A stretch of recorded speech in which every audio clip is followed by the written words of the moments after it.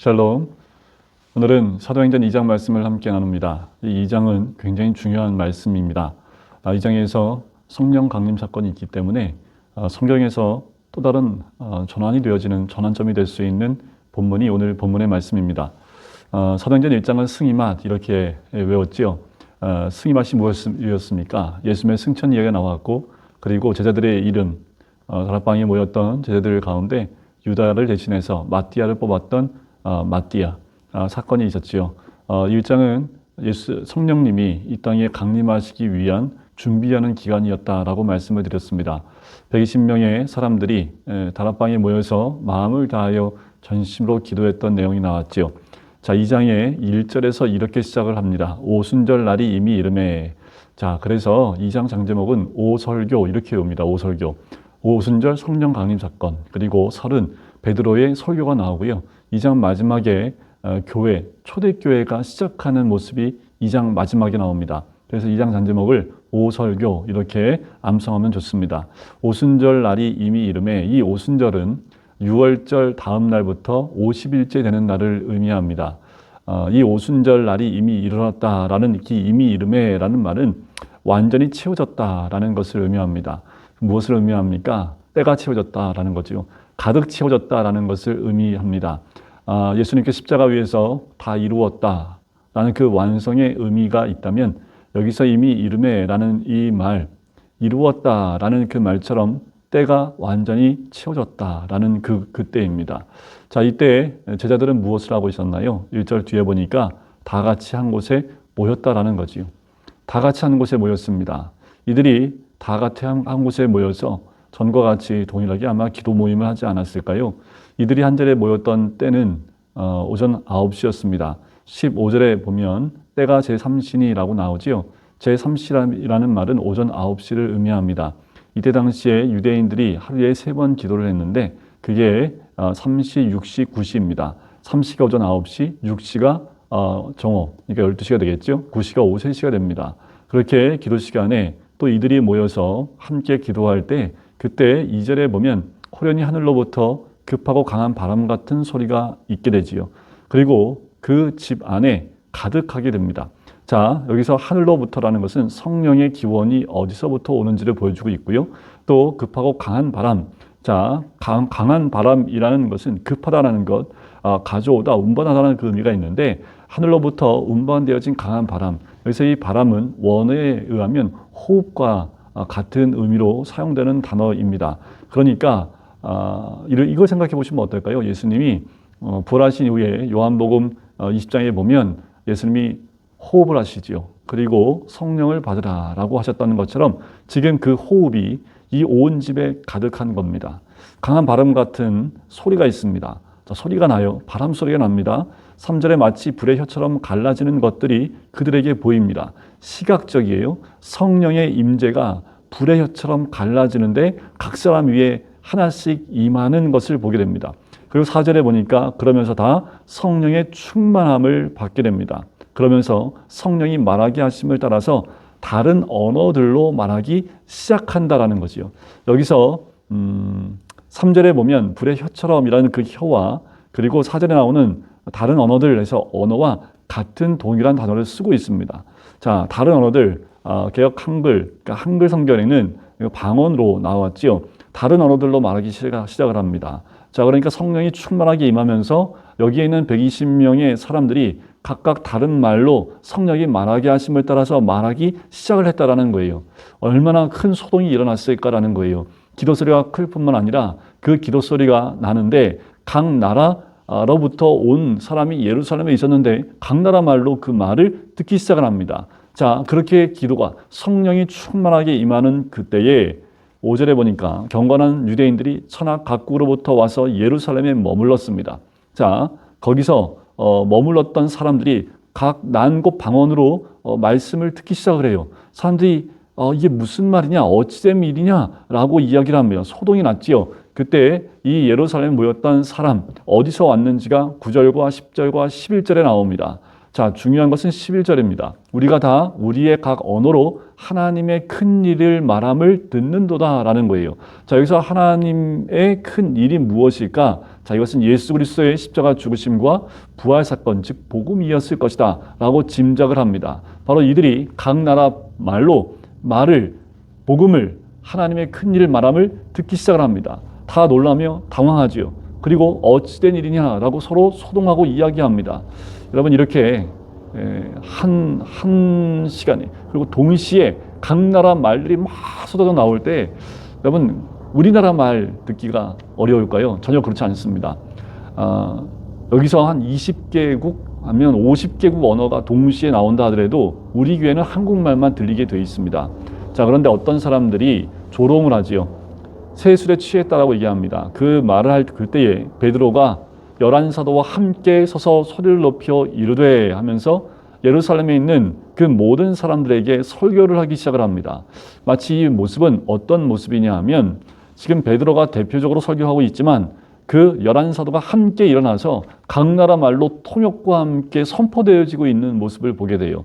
자, 이 모습은 어떤 거냐면 창세기 11장의 바벨탑 사건으로 언어가 다 혼잡해지고 흩어져 버리는 그것을 보게 되지요. 말이 통하지 않았습니다. 말이 하나가 되지 않았고 서로 통하지 않았는데, 소통이 어려웠는데 오순절날 성령이 임하시고 나니까 어떻게 해요?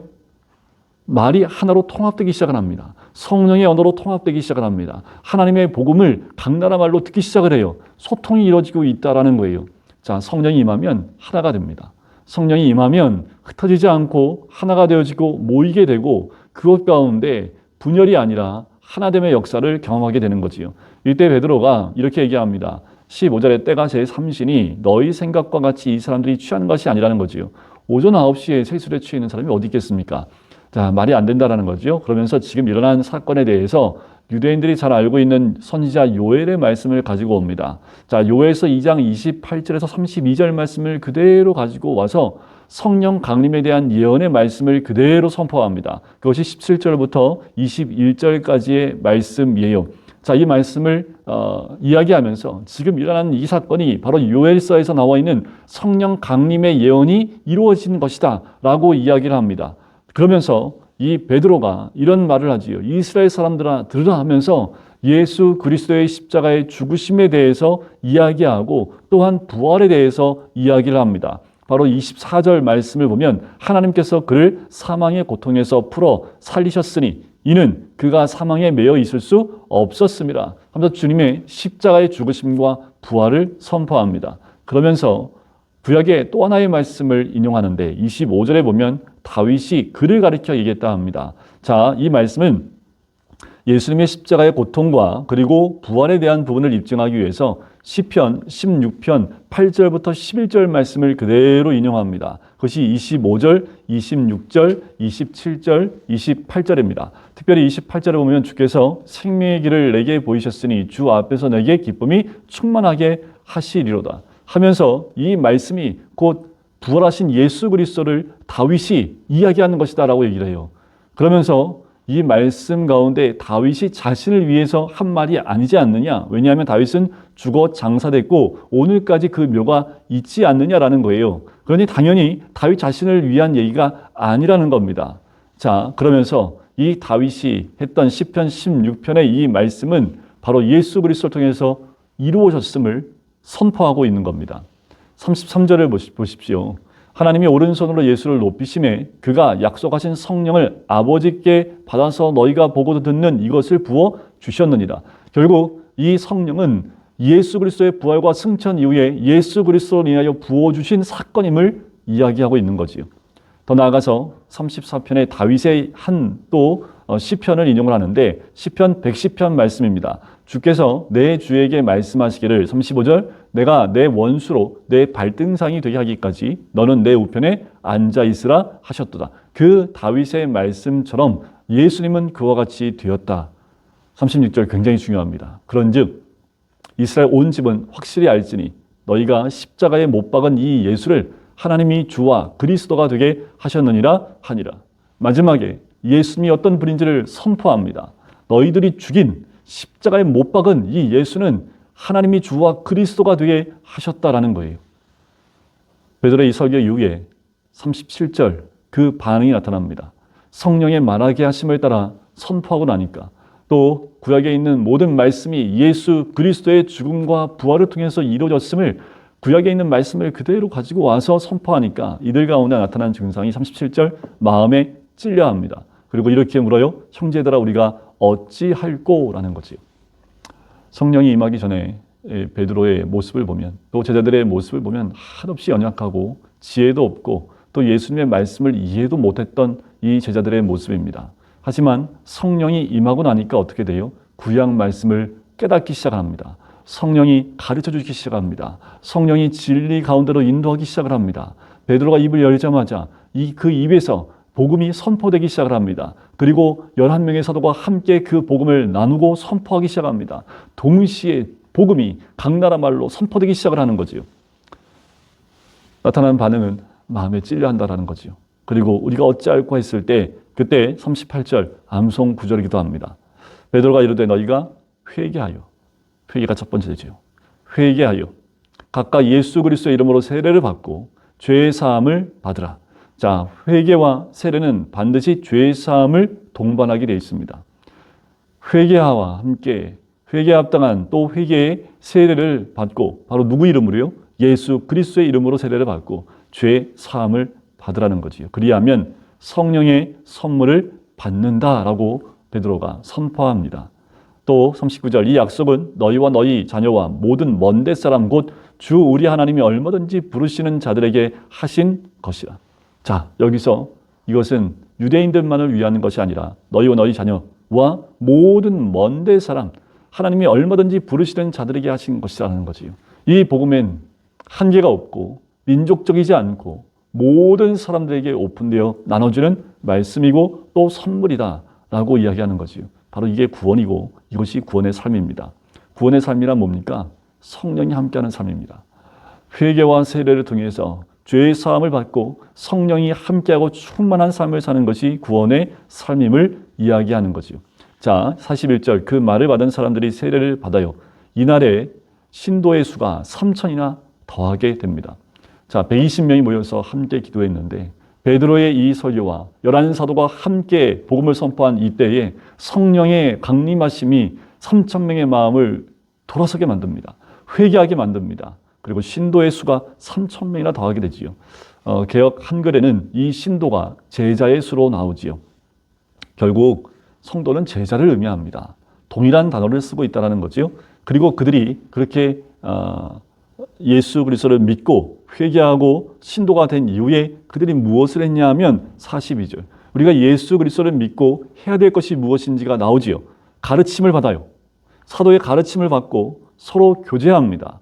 떡을 떼지요. 이 떡을 뗀다라는 것은 성찬식을 의미하기도 합니다. 그리고 오로지 기도하기를 힘씁니다. 여러분들 우리 교회가 또 우리 성도들이 모여서 해야 될 것 말씀의 가르침 그리고 서로 간의 교제와 나눔 그리고 세 번째 성찬식과 또 떡을 떼는 것 네 번째 함께 모여 기도하는 모습들 이것이 이 초대 처음 성도들이 모였을 때 했던 모습이라는 거예요.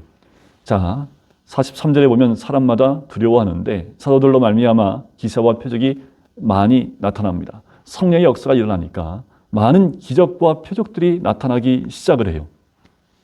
44절 믿는 사람들이 함께 있습니다. 그리고 서로 통용하기 시작을 해요. 45절 재산과 소유를 팔아 각 사람의 필요를 따라 나눠줍니다. 이게 초대교회의 성도들의 모습입니다. 그리고 46절 날마다 마음을 같이하여 성전에 모이기를 힘씁니다. 날마다 마음을 같이하여 모이기를 힘쓰고 집에서 떡을 떼요. 그리고 기쁨과 순전한 마음으로 음식을 서로 나누고 47절 하나님을 찬미하며 또 온 백성에게 친송을 받으니 주께서 구원받은 사람을 날마다 더하게 하시니라. 바로 47절이 오순절 성령 강림의 결론부와 마찬가지입니다. 하나님을 찬미합니다. 이들의 삶은 모이기에 힘을 쓸 뿐만 아니라 순전한 마음으로 떡을 떼고 기쁨과 순전함이 있고 그리고 뭐예요? 더 나누어지고 서로의 자기 것이 없이 하나가 되어져 있는 이 모습 결국 온 백성에게 칭송을 듣습니다. 초대교회 성도들의 모습은 칭찬받는 사람들입니다. 칭찬받고 또 칭송을 받는 사람들이었다라는 거예요. 바로 구원받은 자의 삶이 어떤 삶입니까? 칭송받는 자의 삶이 되어야 된다는 거지요. 우리가 초대교회로 돌아가자라고 얘기합니다. 초대교회로 돌아가자라는 말은 뭘까요? 바로 이와 같은 삶이 회복되는 거지요. 성령이 충만한 삶이 회복됩니다. 구원의 삶이 회복되는 것을 의미합니다. 여러분, 때가 심히 가까이 왔다고 합니다. 이제 곧 때가 이름에 꽉 차게 되면 주님 다시 이 땅에 오십니다. 그때 우리의 삶은 구원 받은 자의 삶, 성령의 충만한 자의 삶이 우리의 삶이 되어야 될 줄 믿습니다. 우리의 삶은 2장부터 시작입니다. 우리의 믿음도 2장부터 시작입니다. 우리는 이미 성령의 충만을 받은 줄 믿습니다. 이제 2장부터 주님과 함께 성령님과 함께 동행하는 복된 삶이 되시기를 주님의 이름으로 간절히 축원드립니다. 기도하겠습니다.